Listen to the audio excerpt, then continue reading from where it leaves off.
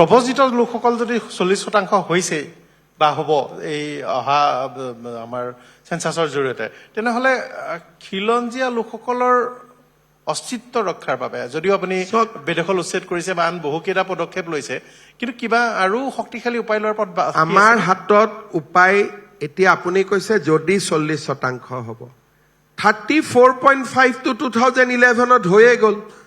প্ৰথম আপোনালোকৰ দৰে মানুহক কনভিন্স কৰিব দিগদাৰ যে তেওঁলোক 40% হ'ব, কাৰণ আপোনাৰ দৰে ব্যক্তিয়েও আগত যদিটো লগাই দিয়ে যেন এইটো হিমন্ত বিশ্ব শৰ্মাহে প্ৰপোগেণ্ডাৰ কাৰণে কৈছে।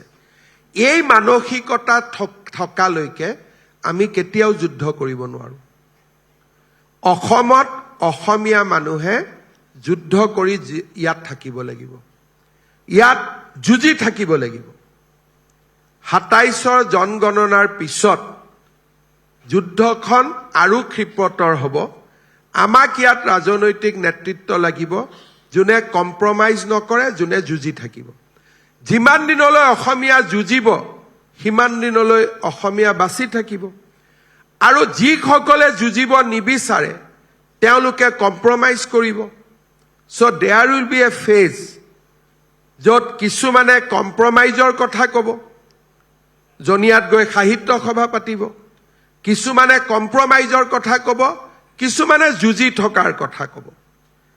অসমীয়াৰ ভাগ্যই নিৰূপণ কৰিব যে যুঁজি থকা মানুহক আমি সমৰ্থন কৰি যাম নে কম্প্ৰমাইজ কৰা মানুহক সমৰ্থন কৰিম। পশ্চিমবংগত কম্প্ৰমাইজত চলে, হয়তো অসমো কম্প্ৰমাইজত চলিব পাৰে, বা অসমীয়াই ক'ব পাৰে যে আমি কম্প্ৰমাইজ নকৰোঁ, আমি যুঁজিম। আহিবলগীয়া প্ৰজন্মই ইয়াৰ সিদ্ধান্ত ল'ব। আমি যিমান দিনলৈকে থাকিম আমিতো কম্প্ৰমাইজ নকৰোঁ, আমিতো যুঁজিম।